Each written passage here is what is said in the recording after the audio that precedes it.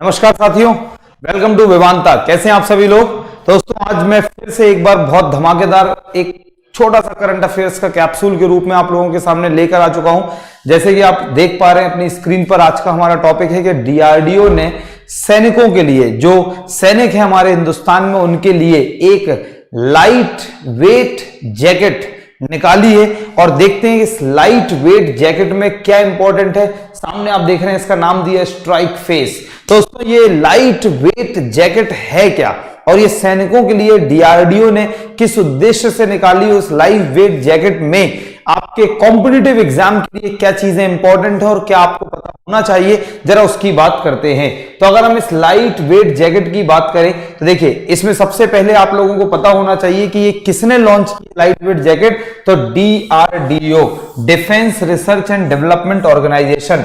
दोस्तों डीआरडीओ ने भारतीय सेना के लिए एक नई और हल्की, ये देखिए लाइट वेट हल्की बुलेट प्रूफ जैकेट विकसित की है, जिसका वजन केवल 9 किलोग्राम है। तो यहां पर दो बातें आप लोगों को पता रखनी है कि जो लाइट वेट जैकेट लॉन्च की गई है, लाइट वेट जैकेट, दोस्तों जो लाइट वेट जैकेट लॉन्च की गई है, ये लाइट वेट जैकेट किसने लॉन्च करी, तो डीआरडीओ ने लॉन्च करी। दूसरा पॉइंट, कितने केजी की है दोस्तों, 9 केजी। अभी इसी वीडियो में आपको बताया जाएगा, इसमें आप बने रहिए कि पहले ये लाइट वेट जैकेट कितने केजी की होती थी। बुलेट प्रूफ जैकेट जो होती थी आर्मी पर्संस के पास, वो पहले कितने किलो की थी और अब कितने किलो की हो चुकी है दोस्तों, 9 केजी। अगर इसके अलावा और इसमें बात करी जाए तो और देखिए कि रक्षा मंत्री राजनाथ सिंह ने डीआरडीओ और कानपुर का एक स्थित डीआरडीओ का ही एक अंग है जिसको बोलते हैं डीएमएसआरडीई।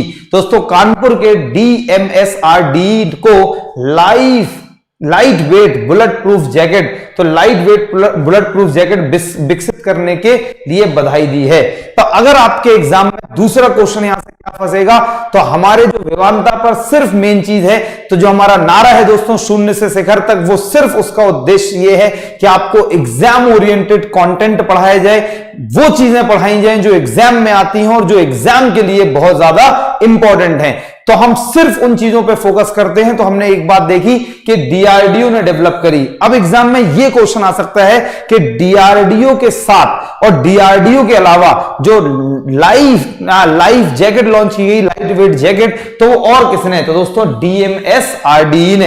यह क्वेश्चन आ सकता है दोस्तों कि डीएमएसआरडीई जो डीआरडीओ का अंग है, ये कहां स्थित है। तो तीसरा पॉइंट भी मिल गया, कहां पर स्थित है दोस्तों, कानपुर में स्थित है। नेक्स्ट अगर मैं इसके आगे बात करूं दोस्तों, देखिए अब क्या है। जैसे आप लोगों ने देखा कि कोविड के समय पर, जब लास्ट ईयर कोविड का समय चल रहा था, तो निर्मला सीतारमण देश की जो वित्त मंत्री, उन्होंने कहा कि आत्मनिर्भर भारत। दोस्तों अब आत्मनिर्भर भारत और मोदी जी का जो अभियान है आत्मनिर्भर भारत, तो ये आत्मनिर्भर भारत की जब हम बात करते हैं तो India should be self dependent, self reliant, self sufficient, resources हो, सेल्फ डिपेंडेंट हो हम लोग। तो इसलिए आत्मनिर्भर भारत के सपने को साकार करने के लिए भारत को इस तरह के नवीन उत्पादन, डिजाइन और विकास करने की जरूरत है। तो अगर हम इस लाइट वेट जैकेट की बात करें तो ये जो लाइट वेट जैकेट है, ये कहीं ना कहीं हमारे हिंदुस्तान में आत्मनिर्भर भारत को भी आगे बढ़ाने में योगदान दे रहा है ना।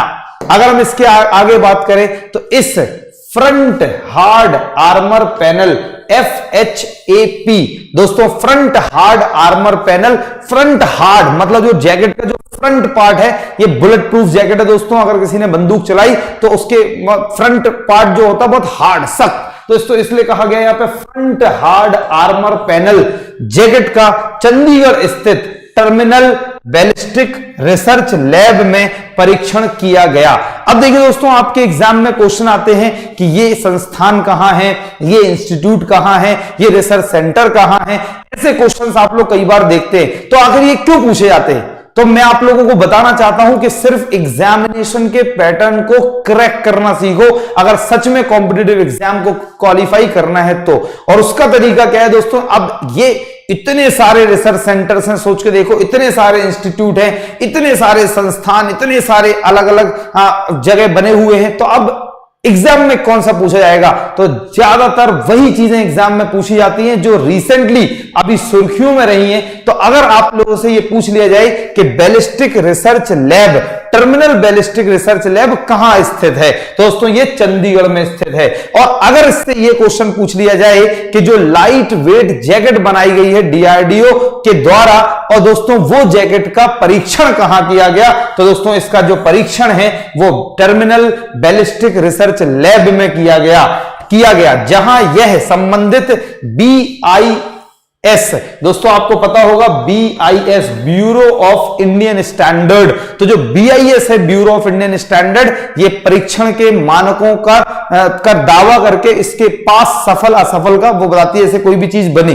जैसे मान लो डिजिटल बोर्ड बना, तो ये डिजिटल बोर्ड सही है नहीं है, तो इसको BIS मार्क मिलेगा, that is called bureau of Indian standard, right ना। तो BIS मानकों पर खरी उतरी है। तो इस स्लाइड से आप लोगों को सिर्फ एक बात याद रखनी है, और वो ये कि जो टर्मिनल बैलिस्टिक रिसर्च लैब है ये कहां स्थित है? चंडीगढ़ में। पॉइंट नंबर 2, यहां क्या किया गया, तो लाइट वेट जैकेट जो अभी रिसेंटली डीआरडीओ ने बनाई है, तो दोस्तों उसका यहां पर परीक्षण किया गया और ये यहां पर सफल रही है इस परीक्षण में ना।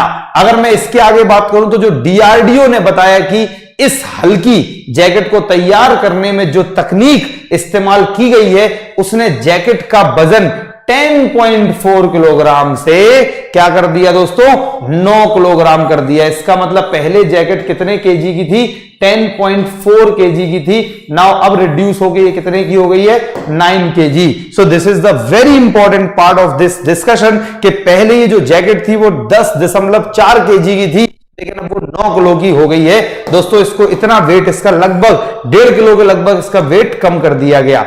दोस्तों अब मैं इतनी देर से बात कर रहा था DMSRDE की, तो जो DMSRDE है वह कानपुर एक डीआरडीओ की प्रयोगशाला है। तो DMSRDE क्या है दोस्तों? डीआरडीओ की कानपुर में स्थित एक प्रयोगशाला है, ने लाइव बुलेट प्रूफ जैकेट विकसित किया है। तो दोस्तों ये अगर देखिए अब डीआरडीओ, तो डीआरडीओ का कोई ना कोई एक अंग करेगा। तो अगर एग्जाम में आए कि डीआरडीओ की किस प्रयोगशाला में, जरा ध्यान से सुनना, एक एक पॉइंट, एक एक समय बहुत इंपॉर्टेंट है। अगर आपने वीडियो को पूरा नहीं देखा तो समझो आप कोई ना कोई पॉइंट मिस कर देंगे और कॉम्पिटिटिव एग्जाम में पता नहीं क्या चीजें आ जाए, जो आपने बहुत सारी चीजें पढ़ी वो ना आए, और जो नहीं पढ़ा शायद वही आ जाए। कभी कभी जो हमने थोड़ा सा पढ़ा वही आ जाता है, और बहुत सारी चीजें जो नहीं पढ़ी वो नहीं आती। तो that most of the time it depends on your luck as well. तो दोस्तों यहां पे आप लोगों को जरा पॉइंट नोट करना है कॉपी में कि जो डीआरडीओ की एक प्रयोगशाला है जिसका नाम है DMSRDE, और वो कहां स्थित है? कानपुर में, जहां पर इस जैकेट का क्या किया गया? बनाया गया इस जैकेट को, जिसका वजन 9 किलोग्राम है, जो भारतीय सेना की गुणात्मक आवश्यकताओं को पूरा करता है ना। ये तो हो गया DMSRDE की बातें। और DMSRDE क्या है? चूंकि अब DRDO की बातें हो रही हैं, defence research and development organisation की बातें हो रही है, तो आप DRDO के बारे में भी कुछ बातें पता होना चाहिए। तो ये सबसे पहली बात कि जो DRDO है सबको पता होना चाहिए, डिफेंस मिनिस्ट्री के अंतर्गत आता है। ये बड़ा बच्चा पॉइंट है, इसमें क्या बात करनी ना। जो DRDO है, defence research and development organisation, Bharat सरकार के रक्षा मंत्रालय के प्रशासनिक नियंत्रण के अधीन कार्य करता है। मतलब इन शॉर्ट डीआरडीओ जो है वो रक्षा मंत्रालय, डिफेंस मिनिस्ट्री के अंतर्गत काम करता है, और ये डिफेंस मिनिस्ट्री के अंतर्गत आता है ना। Next point, the very important point, DRDO अध्यात्मिक, मतलब जो एडवांस्ड, अगर हम बात करें जो लोग इंग्लिश में पढ़ते हैं, चूंकि इंग्लिश में यहां मैंने हिंदी में लिख रखा है, तो जो एडवांस्ड एंड महत्वपूर्ण इंपॉर्टेंट डिफेंस प्रौद्योगिकी, जो इंपॉर्टेंट डिफेंस टेक्नोलॉजी है, उसका एक इंस्टीट्यूट है एक डीआरडीओ में।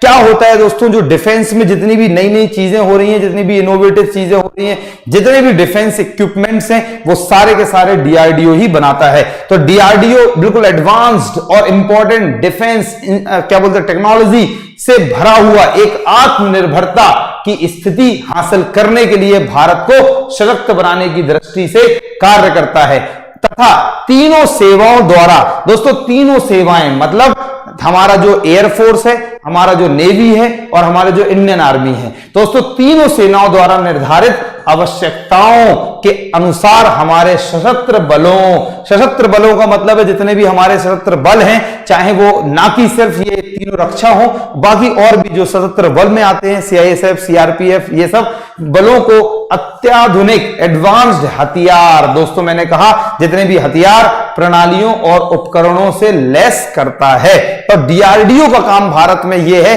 कि हमारे हिंदुस्तान में जितने भी पैरामिलिट्री फोर्स हैं या जितने भी मिलिट्री फोर्स हैं, इन सब को जो हथियार बनाने के काम है वो कौन करता है? डीआरडीओ करता है ना। इसके अलावा अगर मैं बात करूं, बिल्कुल थोड़ी सी और लास्ट पॉइंट है इसका कि अब डीआरडीओ की बातें हो रही, तो डीआरडीओ में यह भी पता होना चाहिए कि डीआरडीओ के इस समय चेयरमैन कौन है। तो चेयरमैन है डॉक्टर जी सतीश रेड्डी। तो डॉक्टर जी सतीश रेड्डी इस समय डीआरडीओ के चेयरमैन हैं। तो that's all for this short video, और उम्मीद है इसमें आपने थोड़ा सा कुछ सीखा। मिलेंगे दोस्तों कुछ और नई बातों के साथ अपने नेक्स्ट वीडियो में। जब तक आप अपना ख्याल रखिए। जय हिंद।